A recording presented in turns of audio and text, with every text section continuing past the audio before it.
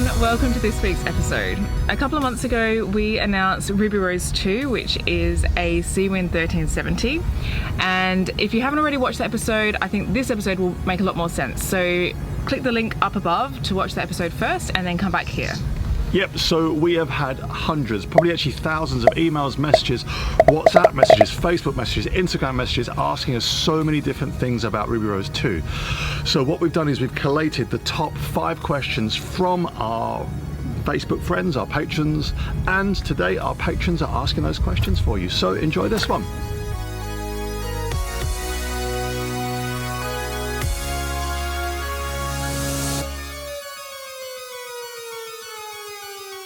Question number 1 comes from Peter and Rhiannon, and they want to know... Hi Nick and Teresa, I'm Peter. And I'm Rhiannon, and we were wondering if you could talk about the visibility from your helm.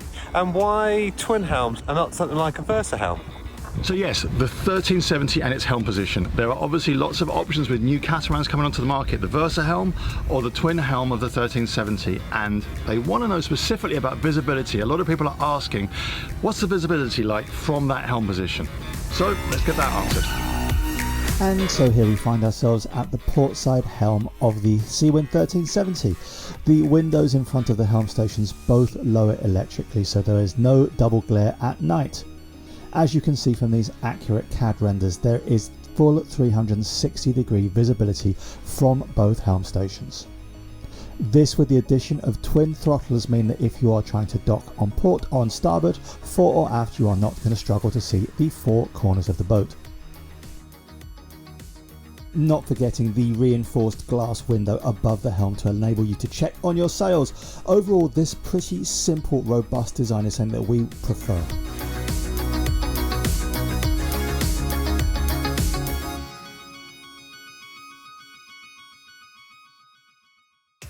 Question number 2 comes from Claudia and Sydney, and they would like to know about storage options in the 1370. How much storage is available for a liveaboard? Hi, my name is Claudia from Birmingham, Michigan. How much storage are you going to have? As so many people are asking about storage on the 1370, Seawind have actually produced a render showing the different storage areas in different areas of the boat. Let's start with the cockpit of the 1370. This is an area we use so much on a day-to-day basis. In these renders, the blue areas show storage. So we have storage underneath the helm seats, there is storage in the saloon underneath the modular furniture. The yellow area here is refrigeration area, so this is where one of the fridges goes. And as you can see, inside the galley there are storage areas galore, but we'll get to that in a bit. There is an option to add a second freezer to the cockpit, and not forget the underside of the hardtop here. Aside from the trifold door, there is also going to be storage for paddleboards, fishing rods and the like. At the stern of Ruby Rose 2 there are going to be additional lockers so that we can keep dive cylinders. All in all, we have a lot of storage for our outdoor gear. Now let's take a look at the storage facilities for both the saloon and the galley in Ruby Rose 2. These accurate computer designed renders of the saloon and the galley of the 1370 show exactly what storage you can expect to find. The pink area marked here is for the fridge, and there are options for 2 fridges or a fridge and a freezer to be in the 1370. This means that we've got enough cold storage to freeze things to take on long passages. We've also got ample storage for everything we're going to need in the galley.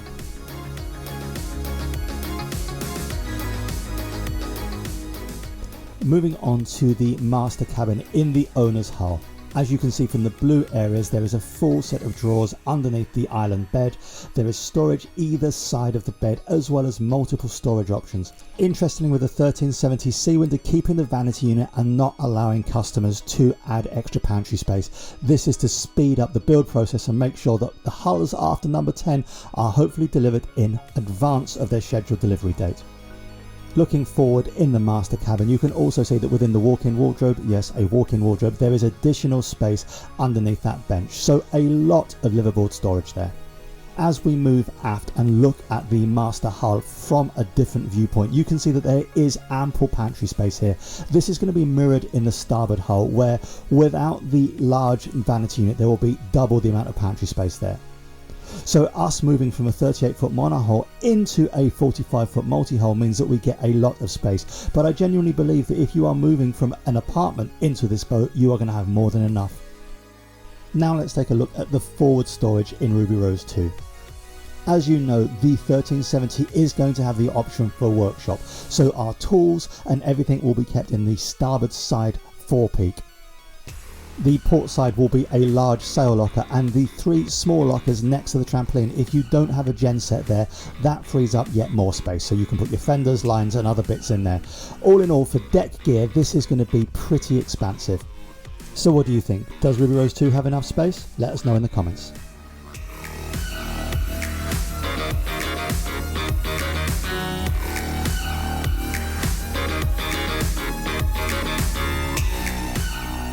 Question number 3. Now this comes from our patrons in Holland, Rob and Yoka. Hello to both of you, and they want to know... Hi guys, we have a question for Ruby Rose 2. What size engines are you going to have and how much solar? So yes, specifically the engines we're going to use on the 1370. We've already said that we're using diesel, but exactly what size, the way of controlling them, and also the solar, how we're going to put energy back into the boat when we're at anchor and sailing along. Now the Seawind 1370 comes with 40 horsepower Yanmar engines as standard, but after discussion with Navila they recommended moving up to the 57 4JK 57 Yanmar engines. Now for us this means a huge amount of power. There is very little additional weight or size with these 57s over the 40s. So aside from being able to attain near to hull speed with just one engine running, it means that one hull is going to be completely silent if we're motor sailing. Couple these with very forward propellers for when we're under sail, and we have got a pretty amazing power plant in this boat. We've already touched on the benefits of twin throttles on Ruby Rose 2 when it comes to docking. But just to further expand on this, we are going to use the VC10 digital control system. These are super sexy throttles, and it means that we can control the throttle while motor sailing or docking from both port and starboard helms. So safety, security and comfort on long passages are the key here.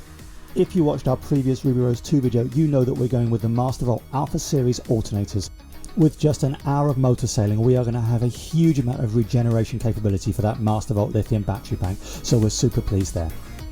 We've also upgraded the solar on Ruby Rose 2. That huge bimini top means that we can fit 1930 watts of solar. So whether we're at anchor for long periods of time or whether we're sailing across oceans, we know that the systems on Ruby Rose 2 are going to be amply charged even on overcast days. So between the alternators, the solar and those big engines, we have done the calculations and we know that we've got enough power on board.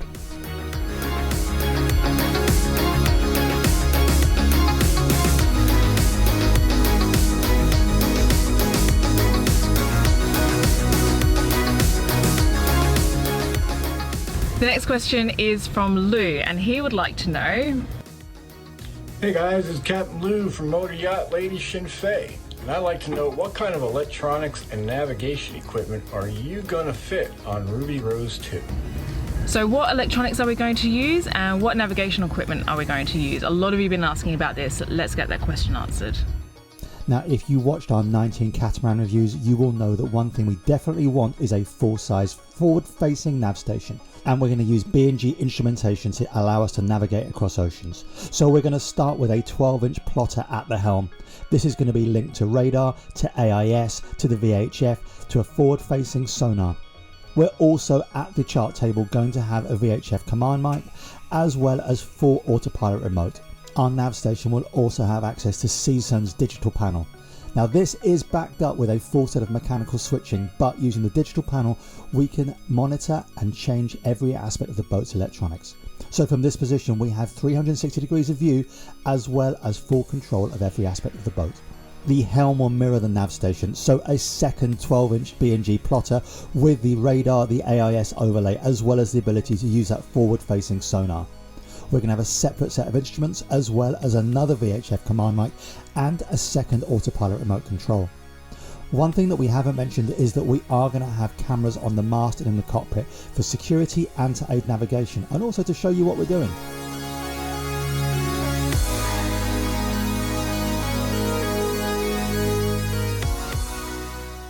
Question number 5. This comes from our patron William, and he wants to know... Hi Teresa and Nick, greetings from San Francisco Bay Area. My name is William and my question is, what sail plan is Ruby Rose 2 What sail materials have you chosen, and what spare sails we have on board? Thank you. So yeah, all about the sails and the sail plan for Ruby Rose 2. This boat is going to be fast, and we want the sails to make sure that we've got the drive to get us across oceans a lot faster than Ruby Rose 1 did. So let's get on with that one. Now, it's no secret that Ruby Rose 2 is a performance catamaran, and so the mainsail and jib for this boat need to reflect what we want from performance. The mainsail is huge, 1,080 square foot, that is 85 square meters. That is a huge square topped main. 17.8 meters of luff, a huge leech and a large foot means that we've got a big sail area. To get the best out of Ruby Rose 2, we are going with Doyle Sails GPL Light Skin. This material is fantastic. It is from Dimension Polyant, and its characteristics will mean that we've got a lightweight, abrasion resistant material which is ultra low stretched with massive amounts of UV protection. For us as long-term cruisers, this is exactly what we need without giving up performance. For ease of handling, the foresail on Ruby Rose is going to be a self-tacking jib. At 400 square foot, 37 square meters, she's still going to give a lot of performance, and we've chosen GPL Light Skin for that as well. But moving on to our coloured sails, these are our downwind, offwind and light wind sails. Let's first talk about the Code Zero. On the original Ruby Rose, we used this sail a lot. It was a fantastic addition to our sail wardrobe. Knowing how pivotal the Code Zero is to our sailing, we have got a 71 metre square, that's 764 square foot Code Zero. We wanted a laminate that is going to be very, very low stretch, and with the new systems of cableless furlers, you can squeeze every inch of performance out of these new sails. Material wise, we have gone with Technora. Now this is a warp oriented laminate. It's pretty high tech, and its carbon fibres mean that we've got increased abrasion durability, massive amounts of UV protection and very, very low stretch. These sails are put under huge amounts of load, and we know that we need to get across oceans when the wind is light, and this is going to do just the job. Off the wind, we have got a huge asymmetric. This is going to be 156 square meters. That's over 1,700 square foot. We are going with Supercoat racing laminate with a top-down furler. So for ease of use, ease of handling, and that massive sail area, downwind sailing should be a lot of fun. So we're pretty excited about jibing across the rum line as we sail downwind. We are hoping to get some sweet speeds out Ruby Rose 2. So I hope you enjoyed that video. We have got so much more information about Ruby Rose 2 and the build coming to you. As you know, Ruby Rose 2 is going to be launched next year, and she's going to be built, well, the build is going to start early in 2021, so we will be filming the build from the minute she comes out of the molds through the whole process until she's in the water, and then after that, of course, we'll be sailing her. So if you are interested in watching a catamaran being built in probably, I don't think the detail like this has been examined on YouTube yet, so literally from cradle to cradle as she gets launched. Literally cradle. So listen, feel free to subscribe. There's a button down there so that you can subscribe to the channel. If you want to not miss notifications, there's a little bell which YouTube occasionally turn off for you, so click that, and we'll be back real soon with more Ruby Rose 2 news. Thanks for watching. Goodbye. Bye. So join us again for our next Ruby Rose 2 video. There's so much we want to talk through with you. How we've integrated red night lights so that we can navigate at night and have a pretty safe cockpit and saloon area. We also want to discuss with you this innovative rain catchment system that filters the water and maximises the amount of rainwater we can collect in our water tanks, invaluable for liveaboards. So make sure you're subscribed, and we really do look forward to seeing you again real soon with more Ruby Rose 2 news. Goodbye.